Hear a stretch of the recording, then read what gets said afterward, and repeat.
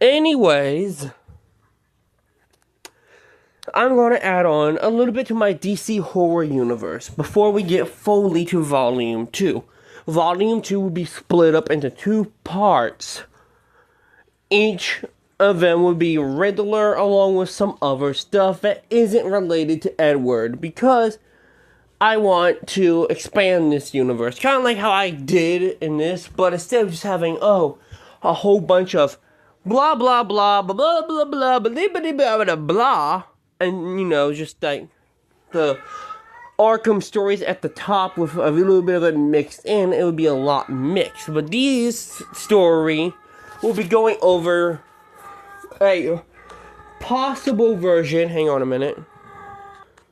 A possible origins version of the origins of the villains from the last volume, which are Condiment King, Prankster, Trickster, Margaret Pye, Blockbuster, Metallo, Toyman, Francis, Dorad, or how he's, I don't know how to say his last name, but Acrobat, Dr. Jonathan Crane, Dr. Hugo Strange, and Tallyman. So, there's not that really many serious villains, really. So, I'm going to have him make a list first, just in case I miss some villains. So, main heroes were Nightwing, Dick Grayson, Robin, Dick Grayson earlier, Superman, Supergirl, and Superman. Original Titans, Kid Flash, Speedy, Wonder Girl, Aqualad. New Titans, Cyborg, Raven, Beast Boy, Starfire, Bat Family, / Gotham Allies. Batman, Batgirl, Batwoman, Alfred. Major villains. And then Arkham villains. Oh yeah, I did have him walk by. I did have Hugo go by a couple people. The Intergang and the Terrible Trio. Spectre and Lucifer Morningstar.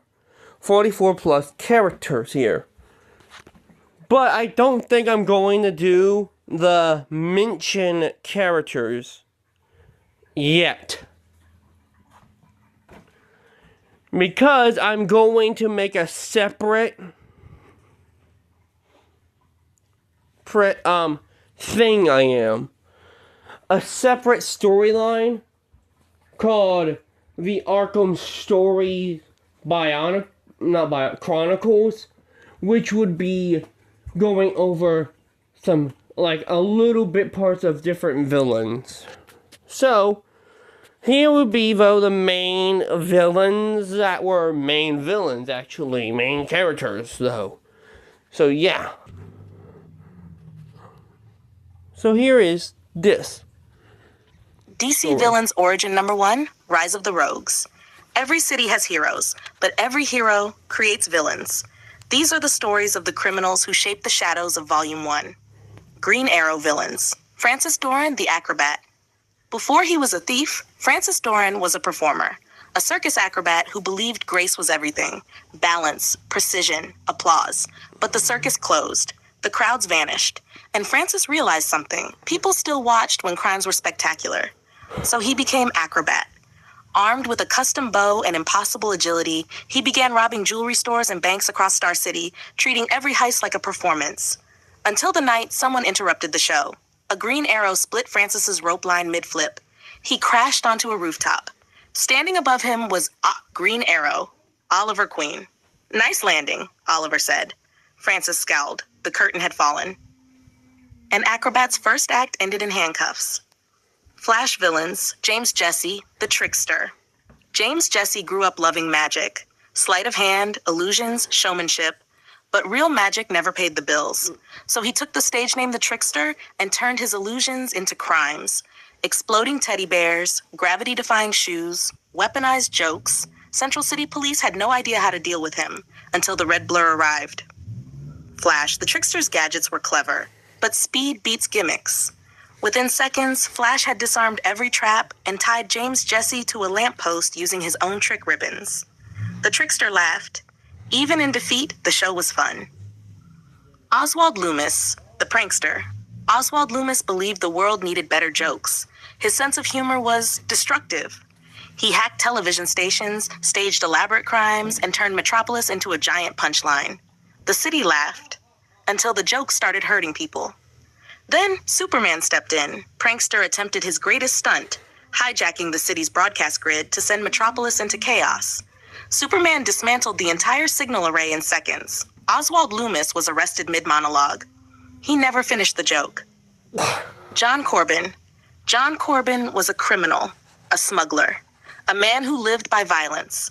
After a catastrophic accident left his body dying, a shadowy organization offered him survival. His brain was transcriptonite. He became Metallo, a living weapon designed to kill Superman. I just realized I forgot the first time they fought, Metallo believed victory was inevitable. The kryptonite core weakened the Man of Steel, but Superman refused to stop fighting. Even while weakened, he saved civilians first. And in the end, Metallo's power source was torn from his chest. John Corbin was defeated. But the machine would rise again. Roland Desmond, Blockbuster. Roland Desmond began as a mob enforcer. Small-time rackets, protection money, but Roland wanted power. Real power. He underwent experimental chemical treatments that transformed him into a monstrous giant with incredible strength. He became Blockbuster. First, he dominated Star City, running organized crime operations until Green Arrow drove him out. Then he moved to Gotham City. There he encountered Batman during the Dark Knight's early years. The clashes were brutal. Eventually, Blockbuster disappeared, not defeated, just relocated to a smaller city nearby, a city ripe for control, Bloodhaven.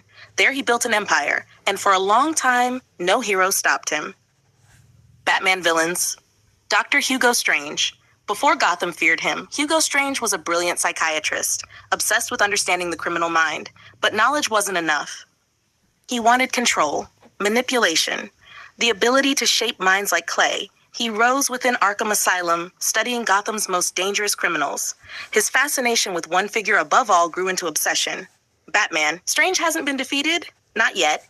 He's still watching, still studying. Dr. Jonathan Crane, the Scarecrow. Jonathan Crane was once a psychology professor, a man obsessed with fear. He believed fear was the most powerful force in human behavior.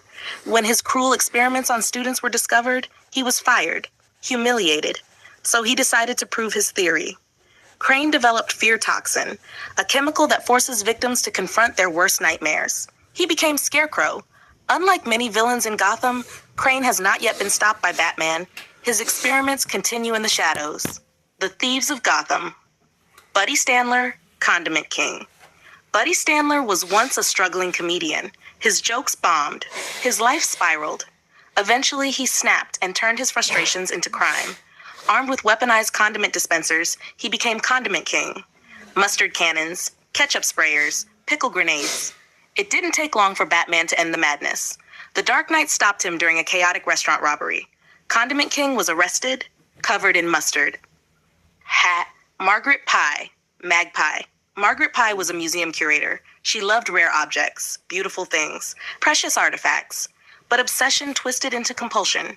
Margaret began stealing the items she once protected. She replaced them with perfect replicas, explosive replicas. Thus Magpie was born. Her first encounter with Batman ended quickly.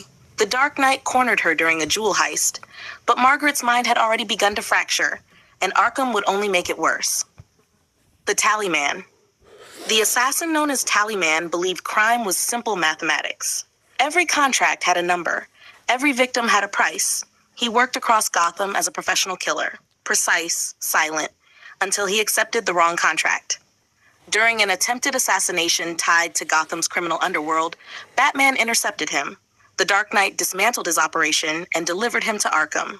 But killers rarely stay gone. Hat. The Rogues of Volume 1. These villains shaped the chaos behind the heroes of Volume 1. Some were defeated. Some escaped. Some are still waiting. Because every story has two sides. The hero and the villain. Volume 2 coming soon.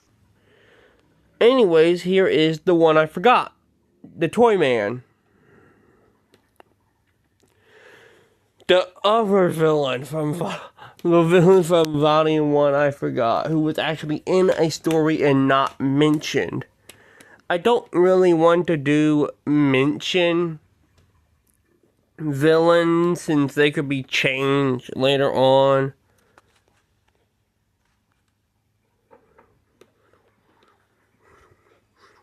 DC Villains Origins Special Edition. The Toymaker's Game. Metropolis is a city of tomorrow. Bright lights, shining towers, and hope that reaches the clouds. But even in a city of hope, monsters can hide behind toys. Winslow Scott, the Toyman. Winslow Schott grew up surrounded by machines. His father owned a small toy shop, the kind filled with wind-up robots, tin soldiers, and mechanical dolls. Young Winslow didn't just play with the toys, he improved them. He built new motors, hidden gears, tiny mechanical systems that could do incredible things. Teachers called him a genius. But the world wasn't kind to geniuses like Winslow Schott. His inventions were dismissed. Companies rejected his ideas. Eventually, he took a job designing children's toys for a massive corporation. They stole his designs, took the credit, and fired him. That was the moment something inside Winslow snapped. If the world wanted toys, he would give them toys. Just not the kind anyone expected. The rise of Toyman. Scott returned to his workshop. But the toys he built now weren't meant for laughter. They were weapons. Wind-up tanks with missile launchers, robot teddy bears filled with explosives, gigantic mechanical suits shaped like Jack-in-the-Boxes and clowns. He adopted a new identity, Toyman. His first crime was theatrical. Toy soldiers marched into a Metropolis bank. Mechanical monkeys smashed the vault. Citizens ran as the toy army filled the streets. Toyman laughed from the cockpit of a towering mechanical robot shaped like a smiling doll. "Playtime has begun," he shouted. Metropolis panicked. Police couldn't stop the machines, but someone else heard the chaos. A red and blue blur streaked across the sky. Superman landed in front of the toy army. Toyman stared down from his machine. "Oh, good," he laughed. "The world's biggest toy has arrived." The battle began instantly. Toy tanks fired missiles. Superman melted them with heat vision. Robot clowns lunged with spinning saw blades. Superman crushed them like tin cans. Toyman activated his ultimate weapon. The giant robot suit roared to life, towering over the city.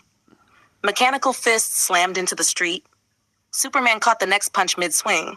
Concrete shattered beneath his boots. Toyman screamed from inside the cockpit. "You're ruining the game." Superman lifted the robot overhead, then gently placed it on its back, careful not to crush nearby buildings. With one pull, he ripped open the cockpit door. Winslow Schott stared up at him. The laughter was gone. Only rage remained. "You don't understand," Toyman shouted. "The world is broken." Superman shook his head softly. "Then let's fix it," he said. The police arrived moments later. Toyman was taken away, but his toys remained scattered across Metropolis like broken pieces of a game board. And Toyman would return again, because every villain believes the next game will be the one they win. After the broadcast, a television flickers in a dark room. Static dances across the screen. Then an image appears. A man in a green suit sitting inside a dim Arkham cell. Riddler leans toward the camera. He taps a microphone, it crackles, broken. He grins anyway. "Riddle me this." The damaged speaker distorts the sound. The room echoes. "Riddle me this. Riddle me this. Riddle me this." The screen glitches. The question hangs in the air. Unanswered 2 coming soon. Because Volume 2 is mainly about Mr. Edward E. Nygma. Or Edward E. Nashton, whatever you want to go. I'm using Nygma, but Nashton could be another identity he used when he was like working with the police or something.